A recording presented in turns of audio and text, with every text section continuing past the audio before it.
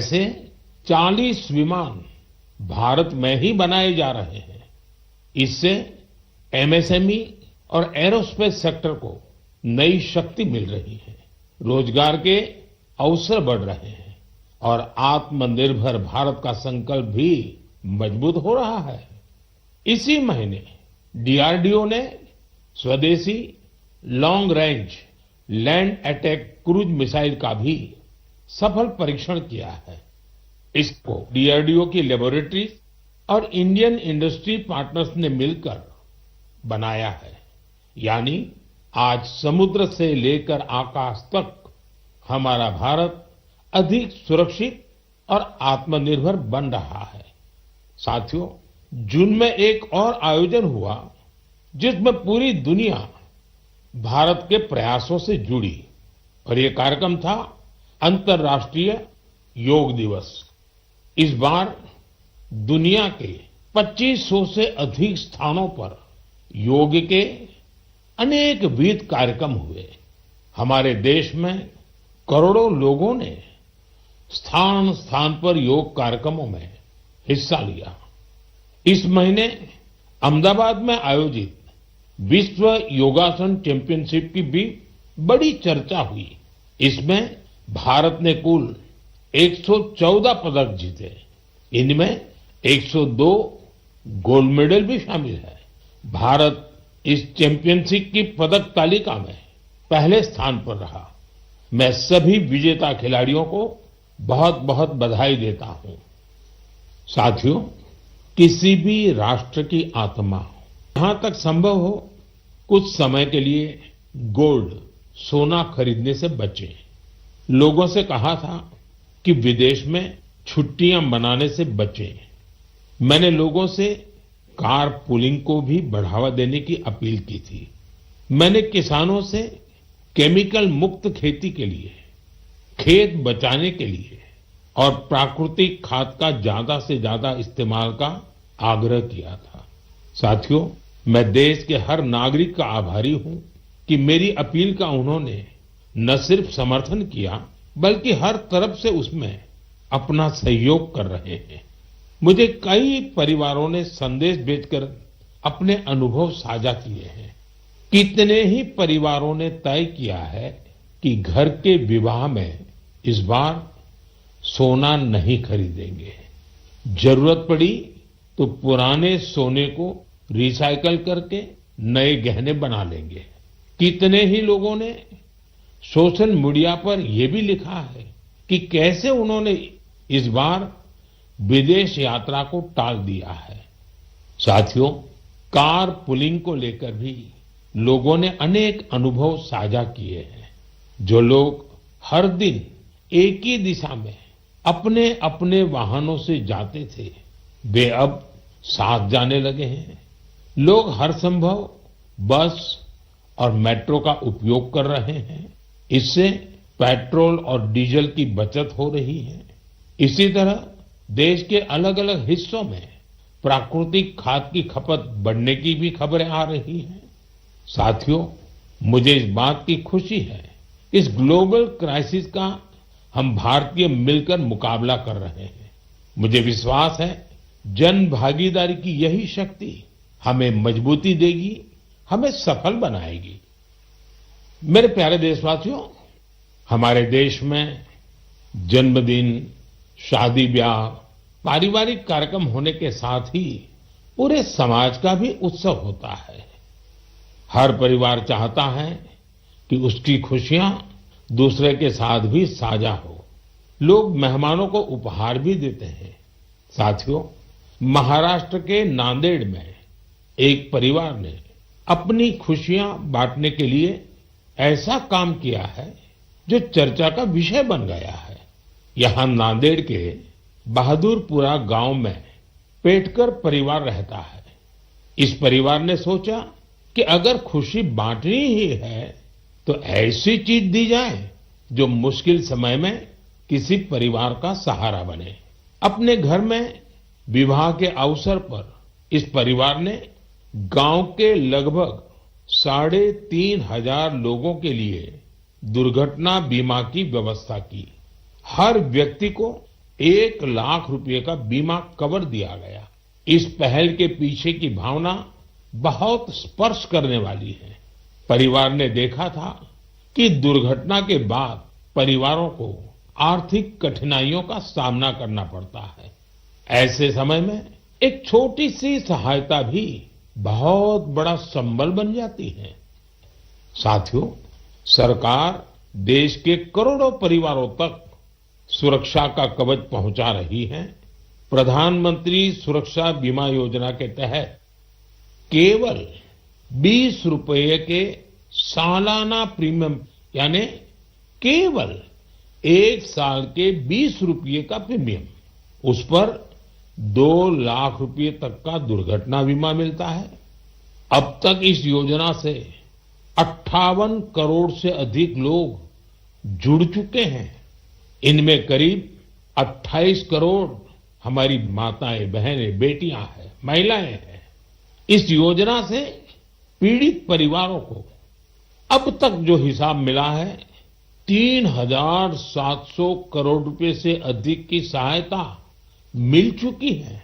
साथियों, उसी प्रकार से प्रधानमंत्री जीवन ज्योति बीमा योजना भी उतनी ही अहम है। ये योजना व्यक्ति की दुखद मृत्यु होने पर उसके परिवार को 2 लाख रुपए का बीमा कवर देती है। इसका वार्षिक प्रीमियम सिर्फ 436 रुपये है, मतलब एक दिन का मुश्किल से 1.5 रुपया। इस योजना से अब तक 27 करोड़ से अधिक लोग जुड़े हैं। इसके तहत देश के करीब 11 लाख परिवारों को करीब 22,000 करोड़ रुपए की सहायता मिल चुकी है। ये आंकड़े बहुत बड़े हैं। इन आंकड़ों के पीछे लाखों परिवारों की अपनी अपनी कहानी है। कहीं किसी मां को बच्चों की पढ़ाई जारी रखने में सहायता मिल गई, कहीं किसी पत्नी को घर की जिम्मेदारियां संभालने का सहारा मिल गया। साथियों, कई बार बहुत बड़ी सुरक्षा की शुरुआत बहुत छोटी राशि और एक छोटे से कदम से हो सकती है। छोटा सा भी निर्णय बहुत बड़ा बदलाव करता है। मेरा आप सभी से आग्रह है कि अपने परिवार में इन योजनाओं की जानकारी जरूर साझा करें। मेरे प्यारे देशवासियों, मन की बात में अब बात एक ऐसे विषय की जो हजारों साल पुराना है, हजारों साल से मानव समाज में घर कर करके बैठ गया है। ये विषय है अंधविश्वास का। अंधविश्वास कई बार केवल एक गलत धारणा नहीं होता, वो डर पैदा करता है। और जब डर मन पर हावी हो जाता है तो इंसान सच को देखना ही बंद कर देता है। अंधविश्वास में डूबे लोग फिर बिना तर्क के, बिना सत्य जाने ऐसे फैसले लेने लगते हैं जिनका बड़ा नुकसान होता है। वहीं समाज में ऐसे लोग भी होते हैं जो विज्ञान, अनुभव और तर्क के आधार पर उन धारणाओं को चुनौती देते हैं। अंधविश्वास से विश्वास तक की ये यात्रा आसान नहीं होती। और आज मैं ऐसी ही एक सफल यात्रा के बारे में आपको जरूर बताना चाहता हूं। साथियों, असम में एक पक्षी पाया जाता है। उस पक्षी का नाम है हरगिला। हरगिला एक दुर्लभ पक्षी है। ये प्रकृति को स्वच्छ रखने में अहम भूमिका निभाता है, लेकिन असम के कुछ इलाकों में लंबे समय तक इसे अशुभ माना जाता था। लोग इसे अपने आसपास देखना पसंद नहीं करते थे। कई बार उन पेड़ों को भी काट दिया जाता था जिन पर हरगिला के घोंसले बने होते थे। सोचिए, एक ऐसा पक्षी जो पर्यावरण की सफाई में मदद करता है, वही हरगिला लोगों के डर का शिकार बन गया था। इसी दौरान जीव वैज्ञानिक पूर्णिमा देवी बर्मन ने ये सब देखा उन्होंने लोगों के मन में बैठी गलत धारणा को बदलने का संकल्प लिया। उन्होंने महिलाओं से बात की, उन्होंने लोगों को विज्ञान के आधार पर समझाया। धीरे धीरे महिलाएं इस अभियान से जुड़ने लगी। फिर एक बड़ा बदलाव शुरू हुआ। जिस पक्षी को कभी अशुभ मानकर भगाया जाता था, वही गांवों की पहचान बनने लगा। हजारों ग्रामीण महिलाएं हरगिला को बचाने के लिए आगे आई। आज उन्हें हरगिला आर्मी के नाम से जाना जाता है। इन महिलाओं ने समाज के साथ संघर्ष भी किया, समाज को समझाने के लिए दिन रात काम किया और अंधविश्वास को पीछे छोड़ करके रहे। उन्होंने दिखाया है, जब सही जानकारी पहुंचाई जाती है तो वर्षों पुरानी सोच भी बदल सकती है। साथियों, मैं अक्सर कहता हूं, जो खेलता है वो खिलता है। आज देश में ऐसे युवाओं की संख्या बहुत तेजी से बढ़ रही है, जो खेल भी रहे हैं और खिल भी रहे हैं। पहले की तुलना में अब कहीं अधिक युवा खेलों को कैरियर के रूप में अपना रहे हैं। मुझे नागालैंड के 2 ऐसे प्रयासों के बारे में जानकारी मिली है जो बहुत दिलचस्प है। पहला प्रयास है नागालैंड बेबी लीग। नाम सुनकर आपको जरूर लगता होगा कि ये बहुत छोटे बच्चों की कोई साधारण लीग होगी, लेकिन ऐसा नहीं है। ये 5 से 10-12 साल की आयु के छोटे छोटे बच्चे, फूल जैसे बच्चों की एक असाधारण लीग है। और इन बच्चों के फुटबॉल खिलाड़ियों की एक ऐसी लीग है जो उनकी रफ्तार को और प्रतिभा के लिए उनको प्रेरित भी करती है और उनकी पहचान भी बनाती है। इसकी शुरुआत नागालैंड के अधिक से अधिक बच्चों को फुटबॉल से जोड़ने के लिए हुई थी। 5 से 12 वर्ष तक के लड़के और लड़कियां इसमें हिस्सा ले सकते हैं। ये लीग अब अपने 3 वर्ष पूरे कर चुकी है। इस लीग का बच्चों के मन पर बहुत अच्छा प्रभाव पड़ा है। साथियों, नागालैंड में एक और अच्छा प्रयास हो रहा है। इसका नाम है नागालैंड विमेन फुटसल लीग। हो सकता है आपके लिए ये फुटसल एक नया नाम होगा। मैं आपको बताता हूं, फुटसल को इंडोर फुटबॉल भी कहा जाता है। इसमें एक टीम में केवल 5 खिलाड़ी होते हैं। खेल का मैदान भी फुटबॉल के मैदान से बहुत छोटा होता है।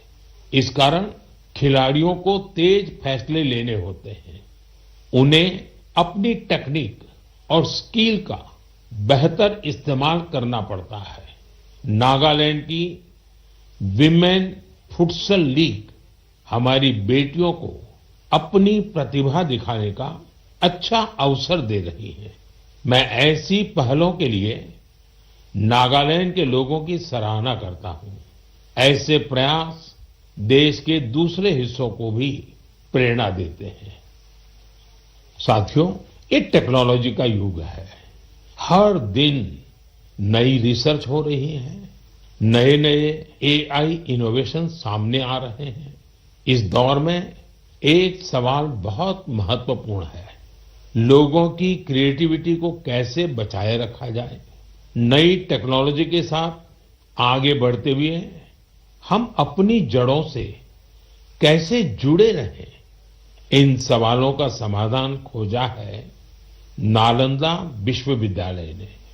हजारों साल पुरानी हमारी नालंदा विश्वविद्यालय अब नए अवतार के रूप में भारत का भाग्य गढ़ रही है। 2 साल पहले मुझे नालंदा विश्वविद्यालय के नए परिसर के लोकार्पण का अवसर मिला था। नालंदा विश्वविद्यालय ने शास्त्रार्थ की हमारी प्राचीन परंपरा को फिर से जीवन किया है। शास्त्रार्थ केवल अपनी बात रखने का माध्यम नहीं है, ये वाद, संवाद और मंथन की एक अनुशासित प्रक्रिया है। इसमें तर्क के साथ, तथ्य के साथ अपनी बात कहना बहुत जरूरी होता है और उसमें आपकी महारत होनी चाहिए। दूसरों के विचारों को धैर्य से सुनने और समझने की सीख भी इस शास्त्रार्थ की प्रक्रिया से मिलती है। मुझे खुशी है कि नालंदा विश्वविद्यालय ने इसे अपने दीक्षांत समारोह का हिस्सा बनाया। इसमें भाग लेने वाले करीब आधे स्टूडेंट्स अन्य देशों से आए थे। एक प्राचीन परंपरा को आज के समय से जोड़ने का ये प्रयास बहुत सराहनीय है। मैं इसके लिए नालंदा विश्वविद्यालय को बहुत बहुत बधाई देता हूं। मैं देश के दूसरे विश्वविद्यालयों से भी आग्रह करूंगा कि वे ऐसी पहल पर विचार करें। साथियों, जड़ों से जुड़े रहकर युवाओं को नई टेक्नोलॉजी के लिए तैयार करने का एक और अच्छा प्रयास हो रहा है। दिल्ली में स्थित central Sanskrit university artificial intelligence और डेटा साइंस में बीटेक प्रोग्राम शुरू करने जा रही है। ये आधुनिक टेक्नोलॉजी को भारत के पारंपरिक ज्ञान से जोड़ने की दिशा में एक महत्वपूर्ण कदम है। इससे भारतीय भाषाओं के लिए नए एआई टूल्स तैयार करने में मदद मिलेगी। हमारे प्राचीन ग्रंथों और पांडुलिपियों को डिजिटल रूप में संरक्षित करने के काम को भी नई गति मिलेगी। मैं सेंट्रल संस्कृत यूनिवर्सिटी को इस प्रयास के लिए बहुत बहुत शुभकामनाएं देता हूं। साथियों, आज भारतीय संस्कृति दुनिया के अलग अलग हिस्सों तक पहुंच रही है। हमारे गीत, संगीत और आध्यात्म को दुनिया भर के लोग जान रहे हैं और अपना रहे हैं। भारत से हजारों किलोमीटर दूर कैरिबियन सागर में डोमिनिकन रिपब्लिक नाम का एक देश है।